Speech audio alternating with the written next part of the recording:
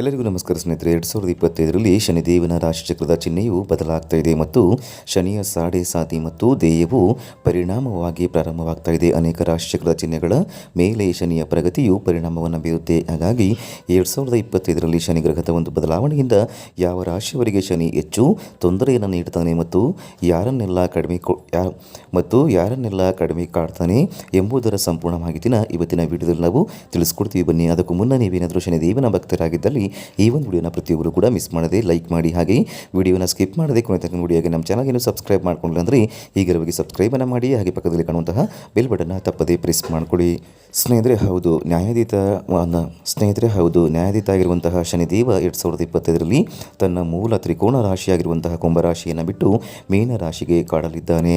ಮೀನ ರಾಶಿಗೆ ಕಾಲನ್ನು ಇಡ್ತಾ ಇದ್ದಾನೆ. ಇದೇ ಸಂದರ್ಭದಲ್ಲಿ ಸಾಡೆ ಸಾತಿ ಹಾಗೂ ಧ್ಯೇಯ ಪ್ರಭಾವಗಳು ಕೂಡ ರಾಶಿಯವರ ಮೇಲೆ ಬೀರ್ತಾ ಇದೆ. ಹಾಗಿದ್ರೆ ಬನ್ನಿ, ಅತ್ಯಂತ ನಿಧಾನಗತಿಯಲ್ಲಿ ಚಲಿಸುವಂತಹ ಶನಿ ಗ್ರಹದ ಸಾಡೆ ಸಾತಿ ಹಾಗೂ ಧ್ಯೇಯ ಪ್ರಭಾವ ಯಾವೆಲ್ಲ ರಾಶಿಯವರಿಗೆ ಪ್ರಾರಂಭವಾಗುತ್ತೆ ಹಾಗೂ ಯಾವೆಲ್ಲ ರಾಶಿಯವರಿಗೆ ಮುಗಿಯುತ್ತೆ ಎನ್ನುವಂತಹ ಸಂಪೂರ್ಣ ಮಾಹಿತಿನ ತಿಳಿಯೋಣ.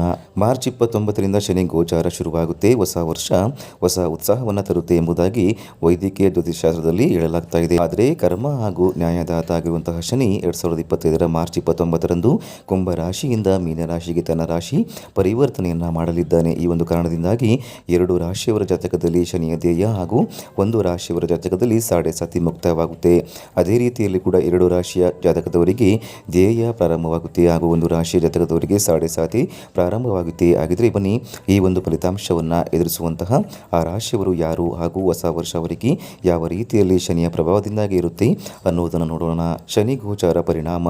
ನವಗ್ರಹಗಳಲ್ಲಿ ವೈದ್ಯಕೀಯ ಜ್ಯೋತಿಷಶಾಸ್ತ್ರದ ಪ್ರಕಾರ ನ್ಯಾಯಾಧೀತ ಹಾಗೂ ಕರ್ಮಫಲದಾತ ಆಗಿರುವಂತಹ ಶನಿ ಚಲನೆಯ ಮೇಲೆ ಸಾಕಷ್ಟು ಮಹತ್ವದ ಅಂಶಗಳನ್ನು ಪರಿಗಣಿಸಲಾಗಿದೆ. ಅತ್ಯಂತ ನಿಧಾನಗತಿಯಲ್ಲಿ ಚಲಿಸುವಂತಹ ಶನಿಯ ಒಂದು ಪ್ರತಿಯೊಂದು ಚಲನೆ ಕೂಡ ನೇರವಾಗಿ ದೇಶ, ಪರಿಸರ ಹಾಗೂ ಮನುಷ್ಯ ಜೀವನದ ಮೇಲೆ ನೇರವಾಗಿ ಪರಿಣಾಮವನ್ನು ಬೀರುತ್ತೆ. 2027ರ ಏಪ್ರಿಲ್ 29ರಂದು ಶನಿ ತನ್ನ ಮೂಲ ರಾಶಿಯಾಗಿರುವಂತಹ ಕುಂಭರಾಶಿಯಲ್ಲಿ ಪ್ರವೇಶವನ್ನು ಮಾಡ್ತಾನೆ. ಕುಂಭರಾಶಿಯಲ್ಲಿ ಪ್ರವೇಶವನ್ನು ಮಾಡಿದ್ದ ಅದಾದ ನಂತರ ಜುಲೈ 12ರಂದು ಮತ್ತೆ ಮಕರ ರಾಶಿಗೆ ಹಿಮ್ಮುಖ ಚಲನೆಯಲ್ಲಿ ಕಾಣಿಸಿಕೊಂಡಿದ್ದ 2023ರ ಜನವರಿಗೆ ಮತ್ತೆ ಕುಂಭರಾಶಿಯಲ್ಲಿ ಕಾಣಿಸಿಕೊಳ್ತಾನೆ. ಅದಾದ ನಂತರ ತನ್ನ ಮೂಲ ತ್ರಿಕೋಣ ರಾಶಿಯಾಗಿರುವಂತಹ ಕುಂಭರಾಶಿಯಲ್ಲಿಯೇ ಶನಿ ಒಂದು ವಿರಾಜಮಾನವನಾಗಿರ್ತಾನೆ. ಆದರೆ ತನ್ನ ಮೂಲ ತ್ರಿಕೋನ ರಾಶಿಯಿಂದ ಮೀನರಾಶಿಗೆ 2025ರ ಮಾರ್ಚ್ ತಿಂಗಳಲ್ಲಿ ಶನಿ ರಾಶಿ ಪರಿವರ್ತನೆಯನ್ನು ಮಾಡಲು ಈಗ ಸಿದ್ಧನಾಗಿದ್ದಾನೆ ಅಂತಲೇ ಹೇಳಬಹುದು. 2025ರಲ್ಲಿ ರಾಶಿಯವರಿಗೆ ಶನಿಯ ಸಾಡೆ ಸಾತಿ ಪ್ರಭಾವವಾಗುತ್ತೆ. ಸದ್ಯದ ಮಟ್ಟಿಗೆ ಮಕರ, ಕುಂಭ ಹಾಗೂ ಮೀನರಾಶಿಯವರ ಮೇಲೆ ಶನಿಯ ಸಾಡೆ ಸಾತಿ ಪ್ರಭಾವ ನಡೀತಾ ಇದೆ. ಮೀನರಾಶಿಗೆ ಕಾಲಿಡ್ತಿದ್ದಂತೆ ಮಕರ ರಾಶಿಯವರು ಈ ಒಂದು ಪರಿಣಾಮದಿಂದ ಹೊರಬರುತ್ತಾರಂತಲೇ ಹೇಳಬಹುದು. ಈ ಒಂದು ಪರಿಣಾಮ ಎನ್ನುವುದರು ಮಕರ ರಾಶಿಯಿಂದ ಮೇಷರಾಶಿಯ ಜಾತಕದವರ ಮೇಲೆ ಪರಿವರ್ತನೆಯಾಗುತ್ತೆ.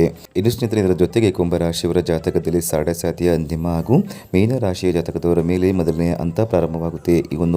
ಆ ಒಂದು ಅರ್ಥದಲ್ಲಿ 2025ರಲ್ಲಿ ಕುಂಭ, ಮೀನ ಹಾಗೂ ಮೇಷರಾಶಿಯವರ ಮೇಲೆ ಶನಿಯ ಸಾಡೆ ಸಾತಿ ಪ್ರಭಾವ ಕಂಡುಬರುತ್ತೆ ಅಂತಲೇ ಹೇಳಬಹುದು. 2025ರಲ್ಲಿ ಈ ರಾಶಿಯವರ ಶನಿಯ ಧ್ಯೇಯ ಪರಿಣಾಮಗಳು ಏನು ಅಂತ ನೋಡೋದಾದ್ರೆ, ಸದ್ಯಕ್ಕೆ ಶನಿಯ ಧ್ಯೇಯ ಪ್ರಭಾವ ಕರ್ಕಟಕ ರಾಶಿ ಹಾಗೂ ವೃಶ್ಚಿಕ ರಾಶಿಯವರ ಮೇಲೆ ನಿರ್ಮಾಣವಾಗಲಿದೆ. ಈಗ ಕುಂಭರಾಶಿಯಲ್ಲಿರುವಂತಹ ಶನಿ ಮೀನರಾಶಿಗೆ ಕಾಲಿಟ್ಟಾಗ ಇದು ಸಮಾಪ್ತಿಯಾಗಲಿದೆ. 2025ರಲ್ಲಿ ಇದು ಸಿಂಹ ಹಾಗೂ ಧನುರಾಶಿಯವರ ಮೇಲೆ ಪರಿವರ್ತನೆ ಆಗಲಿದೆ. ಹೀಗಾಗಿ ಹೊಸ ವರ್ಷದಲ್ಲಿ ಸಿಂಹ ಹಾಗೂ ಧನುರಾಶಿಯವರು ಸ್ವಲ್ಪ ಮಟ್ಟಿಗೆ ಕೆಲಸವನ್ನು ಮಾಡಬೇಕಾದ್ರೆ ಸರಿಯಾದ ರೀತಿಯಲ್ಲಿ ಯೋಚನೆಯನ್ನು ಮಾಡಿ ಕೆಲಸವನ್ನು ಮಾಡಬೇಕಾಗುತ್ತೆ. ಈ ಒಂದು ಸಂದರ್ಭದಲ್ಲಿ ಆರೋಗ್ಯ, ಕೆಲಸ ಹಾಗೂ ಹಣಕಾಸಿಗೆ ಸಂಬಂಧಪಟ್ಟಂತೆ ನೀವು ಸಾಕಷ್ಟು ಸಮಸ್ಯೆಗಳನ್ನು ಎದುರಿಸಬೇಕಾಗಿ ಬರಬಹುದು. ಕೌಟುಂಬಿಕ ಜೀವನದಲ್ಲಿ ಕೂಡ ಸಾಕಷ್ಟು ಏರಿಳಿತಗಳನ್ನು ನೀವು ಕಾಣಬೇಕಾಗಬಹುದು. ಹೀಗಾಗಿ ಶನಿಯ ಒಂದು ನಕಾರಾತ್ಮಕ ಪ್ರಭಾವಗಳನ್ನು ನೀವು ಹೊಸ ವರ್ಷದಲ್ಲಿ ಎದುರಿಸಬೇಕಾಗುತ್ತೆ ಅಂತಲೇ ಹೇಳಬಹುದು. ಇನ್ನು ಇದಕ್ಕೆ ಪರಿಹಾರಗಳನ್ನು ನೋಡೋದಾದರೆ ನಾವು 2025ರಲ್ಲಿ ಕಡಿಮೆ ಅಂದರೂ ಕೂಡ 11 ಶನಿವಾರ ಶನಿ ದೇವಸ್ಥಾನಕ್ಕೆ ಹೋಗಿ ಕರಿ ಎಳ್ಳನ್ನು ದಾನವನ್ನು ಮಾಡಿ ಬನ್ನಿ ಮತ್ತು ಶನಿದೇವನಿಗೆ ಸಂಬಂಧಪಟ್ಟಂತಹ ಕಪ್ಪು ಛತ್ರಿ, ಸಾಸಿವೆ, ಚಪ್ಪಲಿಗಳಂತಹ ವಸ್ತುಗಳನ್ನು ಅಗತ್ಯ ಇರುವವರಿಗೆ ದಾನ ಮಾಡಬೇಕು. ಇನ್ನು ಕೂಲಿ ಕಾರ್ಮಿಕರಿಗೆ ಅವರಿಗೆ ಅಗತ್ಯ ಇರುವಂತಹ ವಸ್ತುಗಳನ್ನು ದಾನ ಮಾಡುವ ಮೂಲಕ ಶನಿಯ ಒಂದು ಕೃಪಾ ಕಟಾಕ್ಷಕ್ಕೆ ನೀವು ಪಾತ್ರರಾಗಬಹುದು. ಇನ್ನು ಪ್ರತಿದಿನ ಹನುಮಾನ್ ಚಾಲೀಸ ಹಾಗೂ ಬಜರಂಗಿ ಬಾಣದ ಮಂತ್ರವನ್ನು ಜಪಿಸಬೇಕು. ಮದ್ಯಪಾನವನ್ನು ಸೇವಿಸಬೇಡಿ. ಯಾವುದೇ ಕಾರಣಕ್ಕೂ ಕೂಡ ಸುಳ್ಳನ್ನು ಹೇಳಬೇಡಿ ಮತ್ತು ಪರಸ್ತ್ರೀಯರ ಮೇಲೆ ಕೆಟ್ಟ ಕಣ್ಣಿನಿಂದ ನೋಡಬಾರದು ಹಾಗೂ ನಿಮ್ಮನ್ನು ನೀವು ಆದಷ್ಟು ಶುದ್ಧವಾಗಿ ಇಟ್ಕೊಳ್ಬೇಕು. ಖಂಡಿತವಾಗಿ ಒಳ್ಳೆಯ ಫಲಿತಾಂಶವನ್ನು ನೀವು ಕಾಣಬಹುದು. ಕಪ್ಪು ಕಾಗೆ ಅಥವಾ ನಾಯಿ ಇಲ್ಲವೇ ಆಕಳಿಗೆ ಪ್ರತಿದಿನ ರೊಟ್ಟಿಯನ್ನು ಅಥವಾ ಆಹಾರವನ್ನು ನೀವು ಅರ್ಪಿಸಿ. ಖಂಡಿತವಾಗಿ ನಿಮಗೆ ತುಂಬಾ ಒಳಿತಾಗುತ್ತದೆ. ಮನೆಯ ಬಳಿ ಇರುವಂತಹ ಒಂದು ಅಶ್ವತ್ಥ ಮರಕ್ಕೆ ಪ್ರತಿದಿನ ಪೂಜೆಯನ್ನು ಮಾಡಿ ಹಾಗೂ ತುಪ್ಪದ ದೀಪವನ್ನು ಇಡಿ. ಖಂಡಿತವಾಗಿ ಕೂಡ ನಿಮಗೆ ತುಂಬಾ ಒಳ್ಳೆಯದಾಗುತ್ತದೆ. ಸ್ನೇಹಿತರೆ, ಈ ರೀತಿ ನೀವು ಮಾಡಿದ್ದೆ ಆದರೆ ನಿಮ್ಮ ಶನಿಯ ಒಂದು ಕಾರಣದಿಂದ ನೀವು ತಪ್ಪಿಸಿಕೊಳ್ಬಹುದು. ಸ್ನೇಹಿತರೆ, ಈ ಒಂದು ಉಪಯುಕ್ತ ಮಾಹಿತಿ ನಿಮಗೆ ಏನಾದರೂ ಇಷ್ಟವಾಗಿ ಇಷ್ಟವಾಗಿದ್ದರೆ ಲೈಕ್ ಮಾಡಿ ಹಾಗೂ ಶೇರ್ ಮಾಡಿ. ಇನ್ನೂ ಹೆಚ್ಚಿನ ವಿಡಿಯೋಗಳಿಗೆ ನಮ್ಮ ಚಾನಲ್ಗೆ ಸಬ್ಸ್ಕ್ರೈಬ್ ಮಾಡೋದನ್ನು ಮರಿಬೇಡಿ. ಧನ್ಯವಾದಗಳು.